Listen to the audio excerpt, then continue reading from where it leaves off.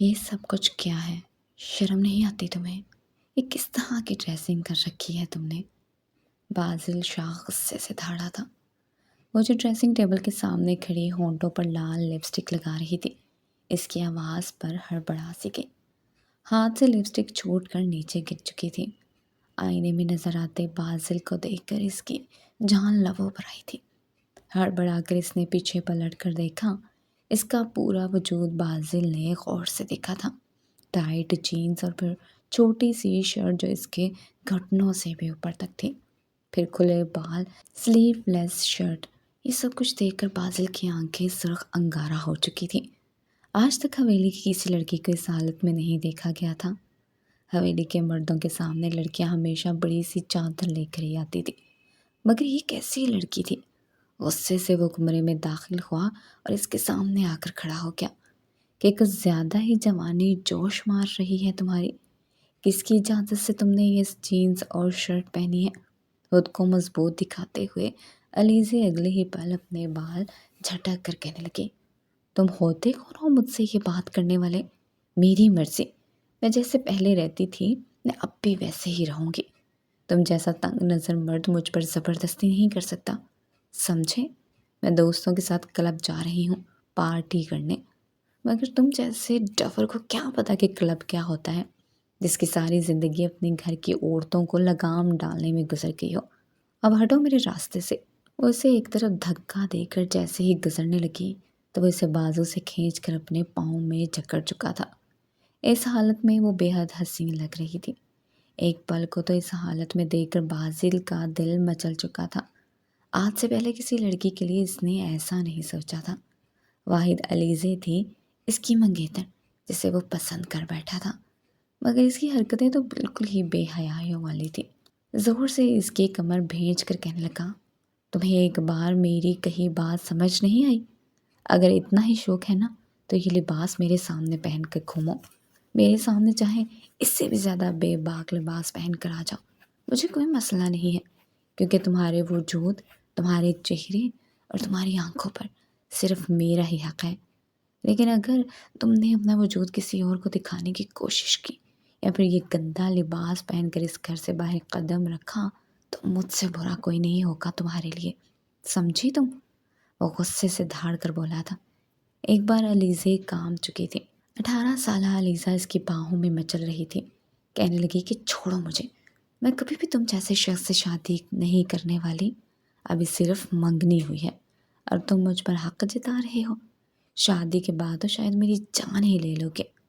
وہ فوراً اسے بالوں سے جکڑ کر بیڈ پر گرا چکا تھا اور خود بھی اس پر حاوی ہوتے ہوئے کہنے لگا کہ ہاں، اگر ضرورت پڑی تو اپنی بندوق کی 6 کی 6 گولیاں تمہاری کھوپڑی میں اتار دوں گا، سمجھی؟ ویسے لگ تو تم بڑی حسین رہی ہو۔ چلو تمہارا میک اپ خراب کرتا ہوں۔ بہت شوق ہے نا تمہیں کلب میں جا کر ناچ گانا کرنے کا، چلو آج میرے سامنے ناچ کر دکھاؤ۔ اس کی اس بات پر تو علیزے کا چہرہ سرخ ہو گیا۔ کہنے لگی، جی کیسی بات کر رہے ہیں؟ شرم نہیں آتی آپ کو؟ مجھے آپ سے ان باتوں کی امید نہیں تھی۔ ایک دم سے جیسے اس کے اندر کی غیرت اور شرم جاگ اٹھی تھی، مگر وہ اسے مزید قریب کرتے ہوئے کہنے لگا، کیوں؟ ہونے والا شوہر ہوں تمہارا، جی تو یہی کہہ رہا ہے کہ تمہارا یہ سارا میک اپ ابھی کے ابھی خراب کر دوں، اور میں ایسا کر دوں گا بھی۔ گھبرا کر وہ پیچھے ہٹی تھی کہ نہیں، یہ آپ کیا کر رہے ہیں؟ خبردار مجھے ہاتھ مت لگائیے گا، دور رہیں مجھ سے، اپنی حدود مت پھلانگیے۔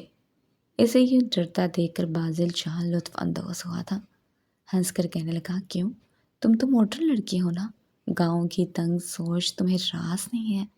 چلو بازل شاہ بھی بالکل ماڈرن لڑکے کی طرح آج شادی سے پہلے ہی تمہارے ساتھ سہاگ رات مناتا ہے۔ یہ کہتے ہوئے اس نے اپنا ہاتھ اس کے لبوں پر پھیرا تھا۔ علیزے کانپ اٹھی تھی جب اس نے اگلے ہی پل اس کے لبوں پر، کہاں ہو بیٹا؟ بتایا تھا نا تمہیں، آج تمہاری فرہندہ تائی آنے والی ہے۔ ریشمہ بیگم نے فون پر انتہائی سرگوشی نما انداز میں یہ بات کہی تھی۔ بیک گراؤنڈ میں انہیں مسلسل گانے کی اور لڑکے لڑکیوں کے شور کی آواز آ رہی تھی۔ وہ انتہائی مصروف انداز میں کہنے لگی، ہاں تو آئی ہیں، تو میں کیا کروں؟ آپ ہیں نا انہیں ہینڈل کرنے کے لیے، جانتی تو ہیں کہ مجھے یہ فیملی گیدرنگ بالکل بھی پسند نہیں ہے۔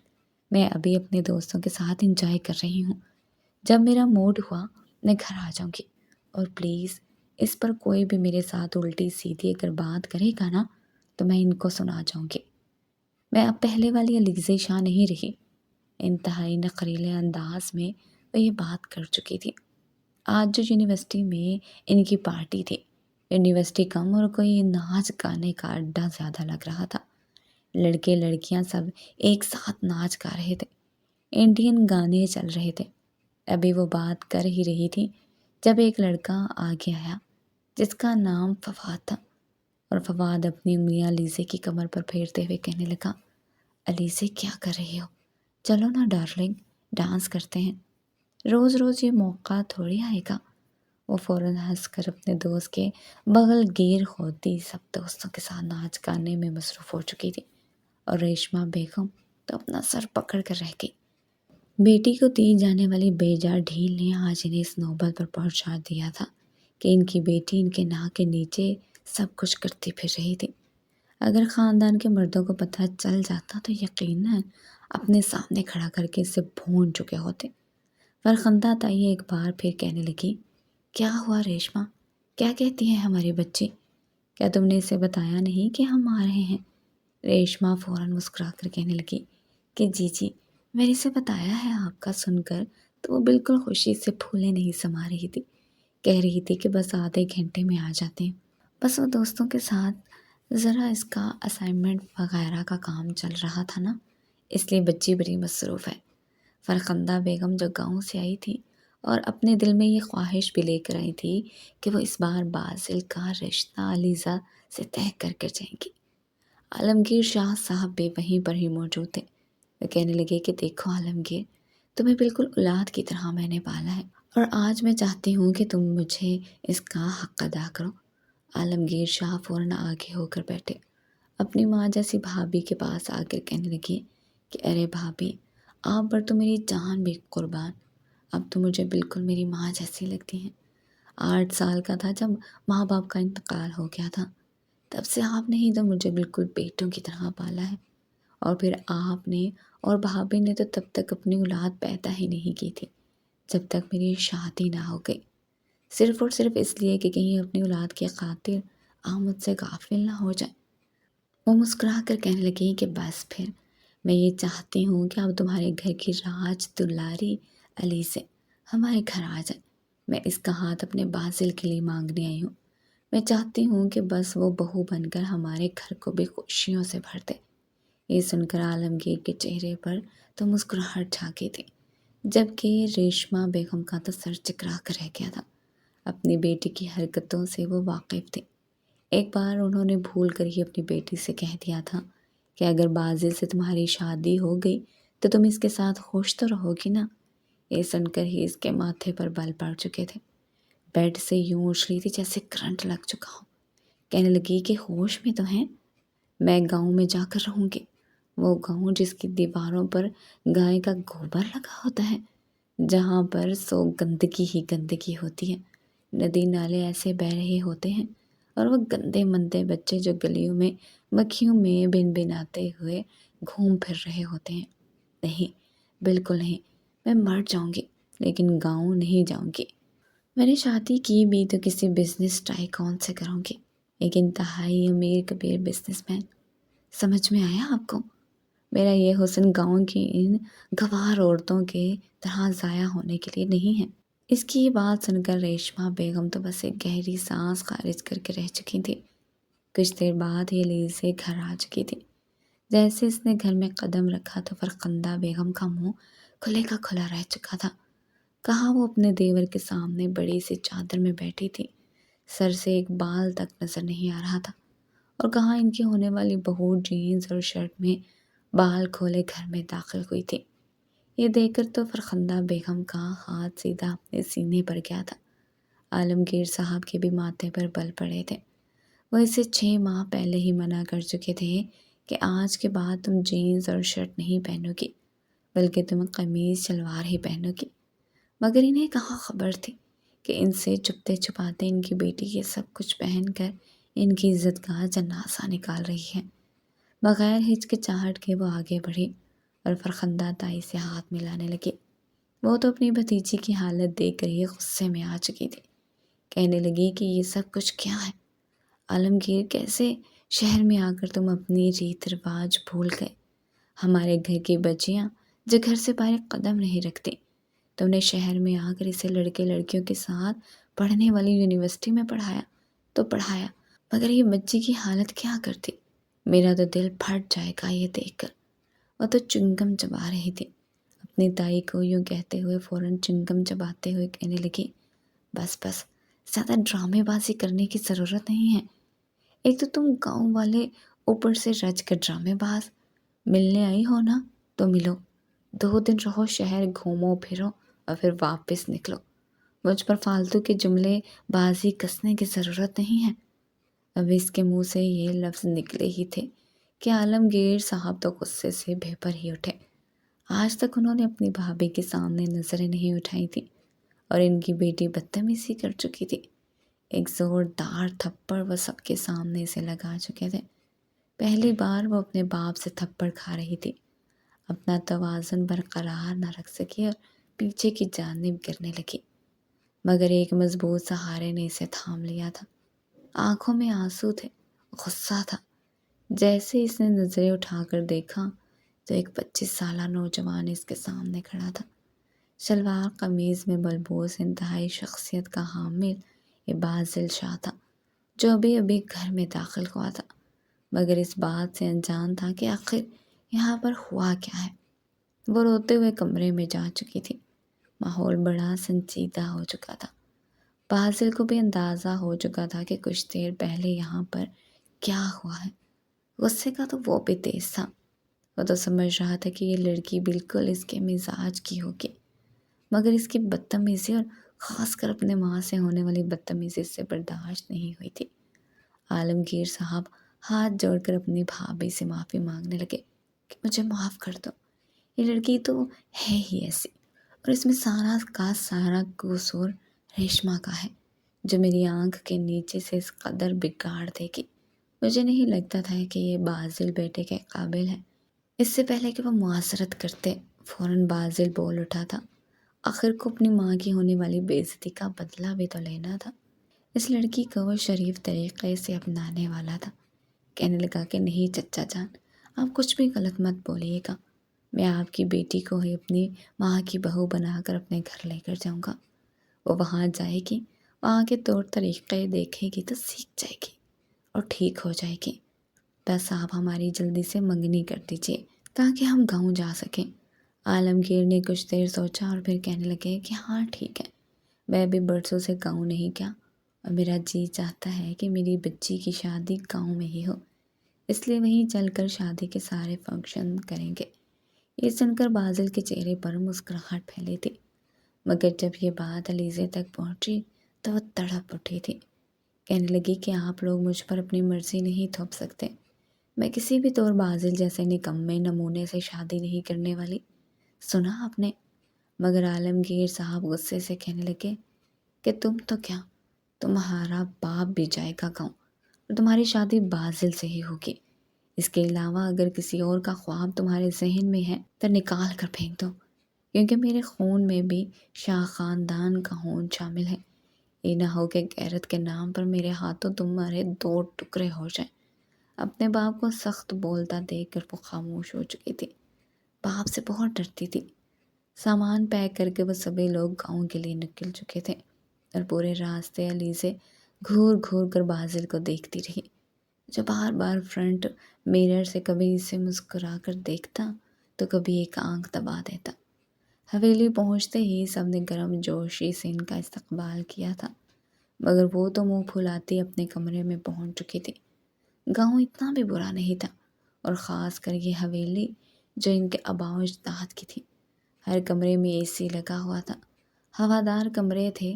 وہ اپنے کمرے میں جا کر بیٹھ چکی تھی اور فوراً فریش ہونے کے بعد باتھ ٹاول لپیٹ کر جیسے ہی کمرے سے باہر آئی تو اسے دھچکا لگا تھا۔ اس کے بیگ سے ساری شرٹ اور جینز غائب ہو چکی تھی۔ یہ سب کچھ کیا تھا؟ جنجلا کر رہ گئی تھی۔ تبھی اس نے سامنے بیڈ پر پڑے ہوئے سادہ سی شلوار قمیض کو دیکھا اور چلا کر کہنے لگی، امی کدھر ہیں آپ؟ یہ سب کچھ کیا ہے؟ میرے کپڑے کہاں ہیں؟ ابھی وہ چلا ہی رہی تھی جب دروازہ کھلا اور بازل شاہ کمرے میں داخل ہوا۔ بازل کے ہاتھ میں مزید اور بھی فراک اور ٹراؤزرز موجود تھے۔ بازل کو دیکھ کر اس کا ہاتھ فوراً اپنے باتھ ٹاول پر گیا تھا۔ کہنے لگی کہ تم یہاں پر کیا کر رہے ہو؟ جاؤ یہاں سے۔ مگر وہ اسے زج کرتا آگے بڑھنے لگا اور بیڈ پر مزید کپڑے رکھتے ہوئے کہنے لگا کہ آج کے بعد سے تم یہی پہنو گی۔ میں تو سوچ سوچ کر ہی پاگل ہو رہا ہوں کہ تم وہ کپڑے پہن کر میرے سامنے آؤ گی تو میرے دل پر جو چھریاں چل جائیں گی۔ وہ کہنے لگی کہ میں نہیں پہننے والی ایسے کپڑے، اٹھاؤ اپنا یہ کچرا اور چلے جاؤ یہاں سے۔ تم جیسا ٹھرکی شخص میں نے آج تک نہیں دیکھا۔ وہ مسلسل بازل کی بے عزتی کر رہی تھی۔ بازل فوراً آگے بڑھا اور کہنے لگا کہ تم یہی کپڑے پہنو گے، تمہاری ساری جینز اور شرٹس کو میں نے آگ لگا دی ہے، خود پہنو گی یا پھر میں پہنانا شروع کروں؟ بازل کے یوں بے باک انداز پہ وہ تڑپ ہی تو اٹھی تھی۔ وہ پیچھے ہٹنے لگی، جانتی تھی بازل کتنا ضدی ہے اور وہ جو کہتا ہے وہ کر کر دکھاتا ہے۔ فوراً پیچھے ہٹی اور وہ لباس اس سے لے لیا تھا۔ یہ دیکھ کر بازل مسکرا دیا۔ اگلے روز جب وہ تیار ہو کر ناشتے پر آئی تو اپنے باپ سے کہنے لگی، پاپا چلے مجھے یونیورسٹی چھوڑ کر آئے۔ سب بہت حیران تھے کہ اس نے شلوار قمیض پہنی ہوئی تھی اور بازل سامنے بیٹھا ناشتہ کر رہا تھا۔ وہ اسے دیکھ کر مسکرا دیا۔ وہ سوچ رہا تھا کہ چلو پہلا وار تو کامیاب گیا، اس بدتمیز لڑکی نے کچھ ڈریسنگ تو چینج کی ہے۔ ادھر لیزی شاہ یہی سوچ رہی تھی کہ میں کیسے اس سریل سے جان چھڑاؤں، مجھے اپنے لیے کچھ نہ کچھ تو کرنا ہوگا۔ جب وہ ناشتہ کر چکے تو عالمگیر شاہ بازل کو دیکھ کر مسکرانے لگے اور کہنے لگے، بازل بیٹا آ جاؤ اور لیزی کو یونیورسٹی چھوڑ کر آؤ۔ آج سے روزانہ تم ہی اسے یونیورسٹی چھوڑنے جایا کرو گے اور واپس بھی لے کر آیا کرنا۔ بازل نے مسکرا کر لیزی کو دیکھا اور لیزی نے بڑی مشکل سے اپنے غصے کو کنٹرول کیا تھا۔ اس وقت وہ کچھ غلط نہیں کرنا چاہتی تھی کیونکہ سامنے بیٹھا عالمگیر شاہ غصے کا بہت تیز تھا۔ چپ چاپ بازل کے ساتھ یونیورسٹی چلی گئی۔ ابھی اسے کچھ ہی دن ہوئے تھے گاؤں میں آئے ہوئے کہ ایک شام ریشمہ اس کے پاس آ کر بیٹھ گئی۔ وہ اپنے نوٹس رکھے پیپر کی تیاری کر رہی تھی۔ کیسی ہے میری بیٹی؟ انہوں نے مسکراتے ہوئے کہا۔ جی امی میں ٹھیک ہوں۔ کیسا ہو آج کا پیپر؟ بہت اچھا۔ آپ کو پتہ ہے نا کہ آپ کی بیٹی جینیس ہے؟ بہت زبردست پیپر ہوا ہے، مجھ سے زیادہ مارکس کوئی بھی نہیں لے سکتا۔ وہ تو ہے، میری بیٹی سے تو کوئی بھی جیت نہیں سکتا۔ وہ اپنی بیٹی کے ماتھے پر پیار کرتے ہوئے بولی تھی۔ تبھی اس کی ماں کہنے لگی، لیزی بیٹا اب کچھ سدھر جاؤ کیونکہ 1 مہینے کے بعد تمہاری شادی ہے۔ واٹ؟ امی یہ کیا کہہ رہی ہیں آپ؟ اتنی جلدی بھی کیا ہے؟ ابھی کچھ انجوائے کرنے دیں، شادی بھی ہوتی رہے گی، تمہارے بابا کا حکم ہے۔ جیسے ہی تمہارے پیپرز ختم ہوں گے اس کے 2 روز بعد تمہاری بازل سے شادی ہوگی۔ اس سے پہلے یہ فضول حرکتیں چھوڑ دو۔ وہ بہت پریشان ہو گئی تھی۔ 1 مہینہ تو بہت کم ہے، اور اس نے تو اپنے ایگزامز کی تیاری بھی کرنی تھی۔ لیکن پھر اس نے خود کو تسلی دی کہ وہ کچھ نہ کچھ کر لے گی۔ کچھ دیر بعد اس کی ماں چلی گئی۔ وہ کسی پر کچھ بھی ظاہر نہیں کرنا چاہتی تھی۔ ریشمہ کے کمرے سے چلے جانے کے بعد اس نے اپنے نوٹس اٹھا کر صوفے پر پھینکے تھے اور خود اپنا سر پکڑ کر بیٹھ گئی۔ کیا کروں؟ میں کیسے اس جنگلی سے جان چھڑاؤں؟ جیسے ہی وہ بیڈ پر لیٹی وہ سوچنے لگی کہ آج تک کسی اچھے امیر لڑکے نے اسے پرپوز نہیں کیا ہے۔ حالانکہ اسکول سے لے کر کالج تک اس نے ہر کلاس میں سب اسٹوڈنٹ کو دبا کر ہی رکھا تھا۔ سب اس کی بات مانتے تھے اور جو نہ مانتا اسے وہ ایسی کھری کھری سناتی تھی کہ اسے بھی ماننا پڑتی۔ ہر جگہ وہ آئیڈل رہی تھی، لیکن کسی قابل لڑکے نے اسے پرپوز نہیں کیا تھا۔ پھر اسے سمجھ آیا کہ ضرور یہ اس کا سخت مزاج ہے، مجھے خود کو بدلنا ہوگا۔ اگلے دن وہ یہی سوچ کر یونیورسٹی پہنچی کہ اسے خود کو بدلنا ہے۔ اس نے پکا ارادہ کر لیا تھا کہ آج وہ ہر کسی سے نرمی سے پیش آئے گی، مسکرا کر بات کرے گی اور کوشش کرے گی کہ سخت لہجے اور تلخ جملوں سے اجتناب کرے۔ جیسے ہی وہ یونیورسٹی کی عمارت کے اندر داخل ہوئی، راہداری میں چند لڑکے جو روز اس کی موجودگی پر محتاط ہو جاتے تھے، آج اسے دیکھ کر حیران ہو گئے۔ وہ پہلی بار انہیں دیکھ کر مسکرائی اور نرمی سے سلام کیا۔ السلام علیکم، کیسا جا رہا ہے آج کل سب کچھ؟ اس نے نہایت خوش اخلاقی سے کہا۔ لڑکے چونک گئے تھے، جیسے یہ وہی لڑکی نہ ہو جس سے بات کرتے ہوئے اکثر لوگ لفظ چنتے تھے۔ وعلیکم السلام، سب ٹھیک ہے؟ تم کیسی ہو؟ ایک نے جھجکتے ہوئے پوچھا۔ الحمدللہ، بہت اچھی ہوں، بس سوچا اب تھوڑا سا بدلنے کی ضرورت ہے، زندگی میں نرمی لانے کا وقت آ گیا ہے۔ یونیورسٹی کے کیفے میں داخل ہوتے ہی وہ اپنی دوستوں کے پاس گئی۔ دوستوں نے فوراً نوٹ کیا کہ اس کے چہرے پر عجیب سی شرافت اور ملائمت چھائی ہوئی ہے۔ وہ جو ہمیشہ بات کو دو ٹوک اور سخت انداز میں کہتی تھی، آج دھیمے لہجے میں نرمی سے بول رہی تھی۔ کیا تم ٹھیک ہو؟ ایک دوست نے مسکرا کر کہا۔ کہیں بخار تو نہیں؟ سب ہنسنے لگے، لیکن وہ مسکرا دی۔ نہیں، بس کچھ دنوں سے سوچ رہی ہوں کہ سختی سے کچھ حاصل نہیں ہوتا، شاید تھوڑی نرمی بہتر ہے۔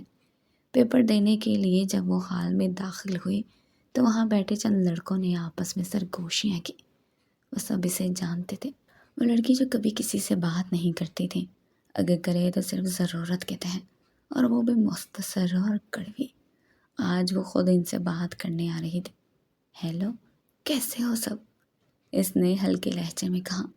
ہم ٹھیک ہیں، ایک لڑکے نے جواب دیا۔ وہ خود حیرت زدہ تھا۔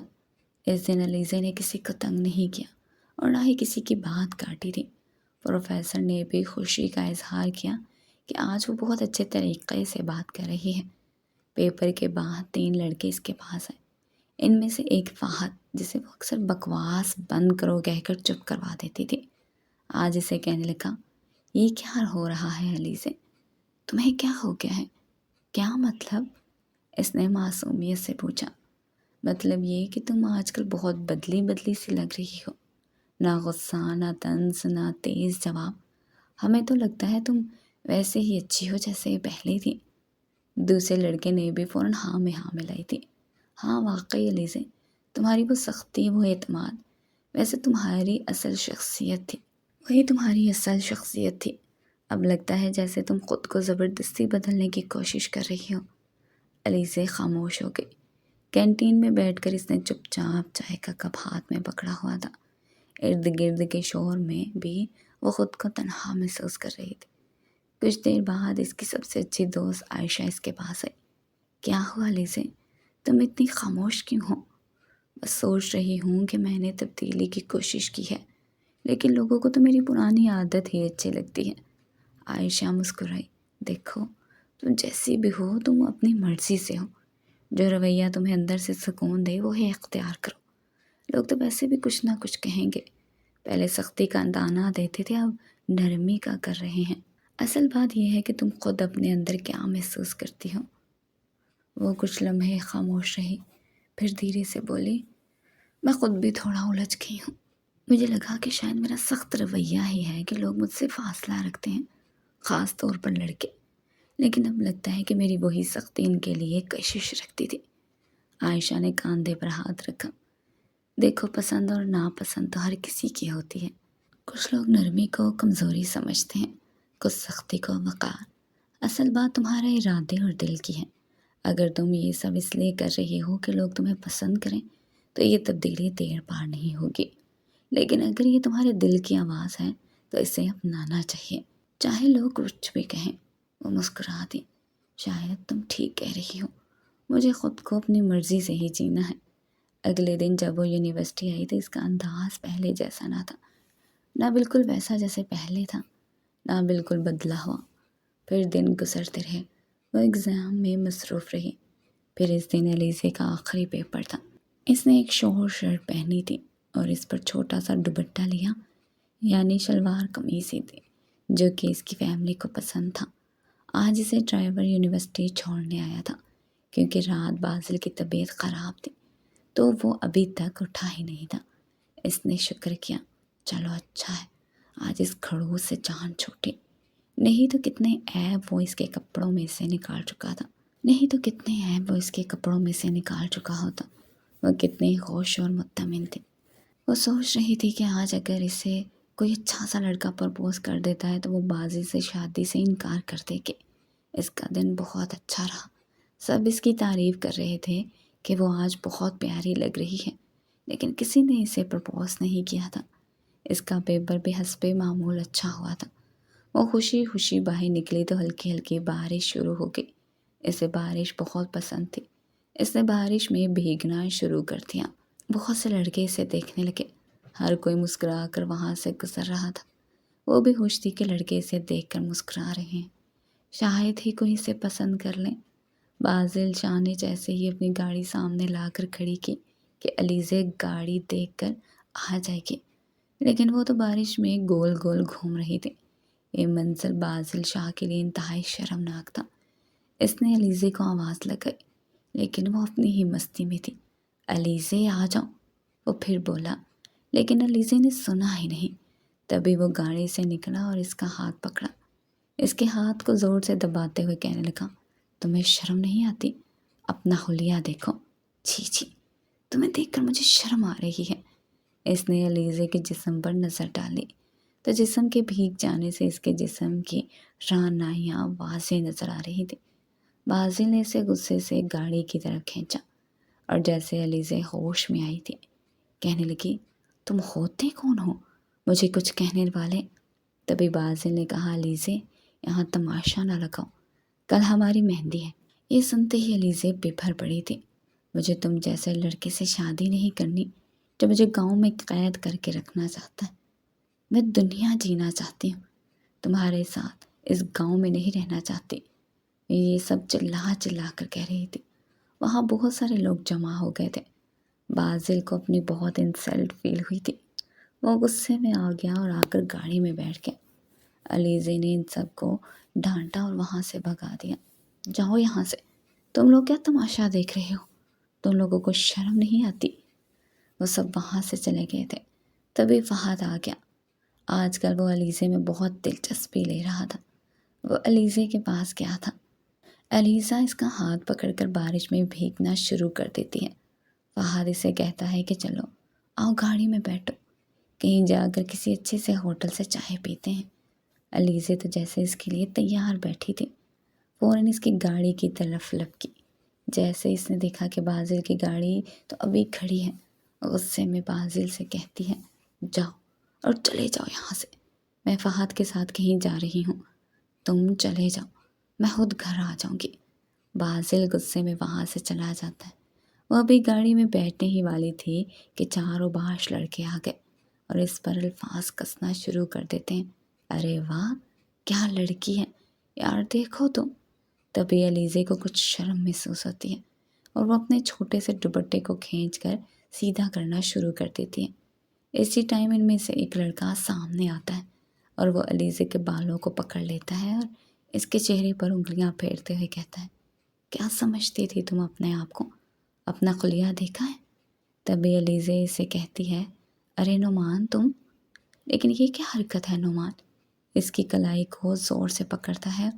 दूसरे हाथ से इसने अलीज़े के बालों को पकड़ा हुआ होता है। नुमान इसे गुस्से से कहता है कि तुम्हें याद आया तुमने मेरे साथ क्या किया था? अलीज़े को एकदम याद आता है कि ये लड़का इसे किसी टाइम बहुत पसंद करता था, लेकिन अलीज़े ने एक दिन पूरे कॉलेज के सामने इसकी बहुत इंसल्ट की थी कि अपनी औकात देखो, तुम क्या चीज़ हो? तुम क्या समझते हो कि अगर तुम मुझे पसंद करते हो तो मैं भी तुम्हें पसंद करने लगूंगी? एकदम ये सब जैसे अलीज़े के सामने आया था। जैसे ही नुमान ने इसके बालों की गिरफ्त को मजबूत किया, अलीज़े की चीख निकल गई। इसने फहद को पुकारा। फहद जब नज़दीक आने लगा तो नुमान के दोस्त ने इसे थप्पड़ मारा और फ़ौरन अपनी गाड़ी में बैठा और वहाँ से भाग गया। बाजिल अभी आधे रास्ते ही पर पहुँचा था कि बारिश बहुत ज़्यादा तेज़ हो गई थी। इसे अपने चचा की बात याद आई। वो चाहता था कि वो अलीज़े को बाहिफाजत अपने चचा के हवाले कर दे। इसके बाद वो शादी से इनकार कर देगा। अगर वो यहाँ से अकेला गया तो आलमगीर शाह से क्या कहेंगे? کہ تم میری بیٹی کو ساتھ کیوں نہیں لے کر آئے۔ اس نے فوراً سے گاڑی کو بریک لگائی اور یو ٹرن لیا۔ جیسے ہی گاڑی یونیورسٹی کے سامنے رکی، بارش موسلا دار ہو رہی تھی۔ سڑکیں سنسان تھی اور گیٹ کے آس پاس معمول کے برعکس کوئی رش نہیں تھا۔ بازل نے گاڑی روکی تو اچانک اسے چیخ سنائی دی۔ وہ فوراً باہر نکلا۔ سامنے کا منظر دیکھ کر اس کی آنکھوں میں خون اتر آیا۔ علیزے کا دوپٹہ ایک لڑکے نے کھینچا ہوا تھا اور دو لڑکے اس کے بالوں سے کھیلنے کی کوشش کر رہے تھے۔ علیزے خود کو بچانے کی ناکام کوشش میں لگی ہوئی تھی، مگر بارش کی پھسلن اور کمزوری نے اسے بے بس کر رکھا تھا۔ تم لوگ پاگل ہو گئے ہو کیا؟ بازل دھاڑا اور تیز قدموں سے آگے بڑھا۔ نعمان پیچھے مڑ کر ابھی دیکھ ہی رہا تھا کہ بازل نے پوری طاقت سے مکہ اس کی ناک پر مارا۔ نعمان چیخ کر پیچھے ہوا۔ اس کی ناک سے خون بہنے لگا۔ اس کے چہرے پر حیرت اور تکلیف دونوں واضح تھیں۔ علیزے فوراً بازل کے پیچھے چھپ گئی اور اس کے کاندھوں کو پکڑ لیا۔ دوسرا لڑکا وہیں، وہ پیچھے ہٹنے ہی والا تھا کہ بازل نے اس کے سینے پر ایک زوردار لات ماری۔ وہ توازن کھو کر کیچڑ میں گر گیا۔ اس کا جسم بارش کے پانی میں بھیگ چکا تھا۔ بازل نے ایک لمحہ ضائع کیے بغیر گاڑی سے اپنی چادر نکالی، علیزے کے اوپر ڈال دی۔ علیزے کا چہرہ شرم سے لال ہو چکا تھا، آنکھوں میں آنسو تھے اور وہ پوری طرح کانپ رہی تھی۔ چلو یہاں سے نکلو، بازل نے نرم مگر سخت لہجے میں کہا۔ علیزے نے کچھ نہ کہا، صرف سر ہلایا اور چپ چاپ بازل کے ساتھ گاڑی کی طرف چل دی۔ وہ چادر اس کے جسم کو ڈھانپے ہوئے تھی اور قدم زمین پر رکھتے ہوئے وہ بار بار پیچھے دیکھنے سے گریز کر رہی تھی۔ بازل نے گاڑی کا دروازہ کھولا اور علیزے خاموشی سے اندر بیٹھ گئی۔ اس کی آنکھوں میں شرمندگی تھی۔ وہ کچھ کہنا چاہتی تھی مگر الفاظ گم ہو چکے تھے۔ وہ صرف نظریں جھکائے بیٹھی رہی۔ بازل نے دروازہ بند کیا اور خود ڈرائیونگ سیٹ پر آ کر بیٹھا۔ گاڑی کے اندر کچھ دیر خاموشی چھائی رہی، صرف بارش کی ٹپ ٹپ اور ان دونوں کی سانسوں کی آوازیں گونج رہی تھی۔ تمہیں کوئی چوٹ تو نہیں آئی؟ بازل نے آہستہ سے پوچھا۔ علیزے نے سر نفی میں ہلایا۔ نہیں، بس شکر ہے آپ آ گئے تھے۔ بازل نے گاڑی سٹارٹ کی اور آہستہ آہستہ آگے بڑھنے لگا۔ اس کی انگلیاں اسٹیئرنگ پر سختی سے جمی ہوئی تھی، جیسے وہ غصہ ضبط کر رہا ہو۔ تمہیں اندازہ ہے اگر میں وقت پر نہ آتا تو کیا ہو سکتا تھا؟ علیزے نے کچھ نہ کہا۔ گاڑی یونیورسٹی سے دور ہو چکی تھی۔ علیزے اب بھی چپ چاپ بیٹھی تھی، چادر میں خود کو لپیٹے ہوئے۔ اس کا دل زور زور سے دھڑک رہا تھا۔ وہ اپنے حواس بحال کرنے کی کوشش کر رہی تھی، لیکن ابھی تک وہ منظر اس کی آنکھوں کے سامنے گھوم رہا تھا۔ علیزے نے چادر کو مضبوطی سے تھام لیا، جیسے وہ اس کی ڈھال ہو۔ جب بازل نے اسے گھر کے قریب اتارا تو علیزے نے دروازہ کھولتے ہوئے ایک بار پھر نظریں جھکائیں۔ بازل شکریہ، علیزے نے جھجک کر کہا تھا۔ اگر آپ نہ ہوتے تو… وہ چپ ہو گئی۔ آنسو اس کی آنکھوں سے جاری تھے۔ بازل کچھ نہ بولا۔ علیزے نے پہلی بار اس کی آنکھوں میں دیکھا۔ اس کی نظروں میں صرف سچائی تھی۔ غصے کی تپش اب بھی تھی، لیکن اس کے نیچے ایک نرم محافظ دل دھڑک رہا تھا۔ وہ چپ چاپ اتری ہے، دروازہ بند کیا اور بغیر پیچھے دیکھے اندر چلی گئی۔ بازل اسے جاتے ہوئے دیکھتا رہا اور پھر خود ہی اندر چلا گیا۔ علیزے جیسے ہی کمرے میں پہنچی، کمرے کو لوگ لگا کر اس نے زاروں قطار رونا شروع کر دیا۔ اسے اپنے کیے پر شرمندگی تھی۔ وہ بازل کا سامنا نہیں کرنا چاہتی تھی۔ بہت مشکل سے اس نے خود کو سنبھالا تھا۔ شام کو اس کی مہندی کا فنکشن تھا۔ تیاریاں ہو رہی تھیں، گھر روشنیوں سے جگمگا رہا تھا۔ اس نے اپنی مہندی کا شرارہ پہنا تھا اور خود کو آئینے کے سامنے دیکھ رہی تھی۔ کچھ ہی دیر تک پارلر والی نے آنا تھا۔ وہ بھی خود کو دیکھ کر مسکرا رہی تھی کہ اچانک شور کی آواز سن کر وہ کمرے سے باہر نکل آئی۔ وہ دیکھ کر حیران رہ گئی کہ بازل بابا کے پاس کھڑا شادی سے انکار کر رہا تھا اور بابا اس سے پوچھ رہے تھے، بتاؤ بازل کیا ہوا ہے؟ علیزے نے کچھ کیا ہے؟ تبھی بازل نے کہا، نہیں، ایسی کوئی بات نہیں، میں خود اس رشتے سے انکار کر رہا ہوں۔ مجھے علیزے سے شادی نہیں کرنی، لیکن کوئی تو وجہ ہوگی۔ نہیں چچا جان، کوئی بات نہیں۔ پھر مہندی کی رات انکار کی وجہ؟ یہ الفاظ اس کی ماں کے تھے۔ بتاؤ بازل بیٹا، تم کیوں انکار کر رہے ہو؟ تم جانتے ہو میری کتنی خواہش تھی کہ میں علیزے کو بہو کے روم میں دیکھوں۔ بازل کی ماں رونے لگی، جبکہ علیزے تو گویا بے ہوش ہونے والی تھی۔ اس نے صوفے کو پکڑا اور بڑی مشکل سے بیٹھی تھی۔ کیا بازل مجھے غلط تو نہیں سمجھ رہا؟ علیزے سوچ رہی تھی۔ جب بازل کی ماں نے غصے سے انکار کی وجہ پوچھی تو بازل نے کہا کہ میں کسی اور لڑکی کو پسند کرتا ہوں۔ یہ کہتا ہوا وہ اپنے کمرے میں آ گیا۔ عالمگیر شاہ کی تو حالت بہت بری تھی اور وہ بھابھی سے کہہ رہے تھے کہ ہم لوگوں کو کیا منہ دکھائیں گے، پورے خاندان کو پتہ ہے کہ آج مہندی ہے۔ ابھی کچھ ہی دیر میں مہندی کا فنکشن شروع ہونے والا تھا۔ ادھر علیزے اپنے باپ کی حالت دیکھ کر پریشان ہو گئی تھی۔ کچھ ہی دیر میں وہ بازل کے کمرے میں تھی۔ یہ کیا کیا آپ نے؟ اگر شادی نہیں کرنی تھی تو انکار کیوں کیا؟ وہ اس کے سامنے تھی اور وہ جو سوچ رہا تھا کہ اب وہ اس کا سامنا نہیں کرے گا، وہ اس کے سامنے تھی۔ علیزے اس کے سامنے کھڑی ہو گئی۔ بازل میری طرف دیکھو۔ بازل نے آنکھیں بند کر لی۔ وہ اس کی آنکھوں میں دیکھنا نہیں چاہتا تھا۔ وہ پھر سے ان آنکھوں میں کھونا نہیں چاہتا تھا۔ وہ علیزے کو خوش دیکھنا چاہتا تھا۔ اگر وہ اسے شادی نہیں کرنا چاہتی تھی تو وہ زبردستی نہیں کرے گا۔ کچھ دیر پہلے اس نے فیصلہ کیا تھا، لیکن اب اسے سامنے پا کر وہ ہوش کھونے لگا تھا۔ علیزے جاؤ، چلی جاؤ یہاں سے۔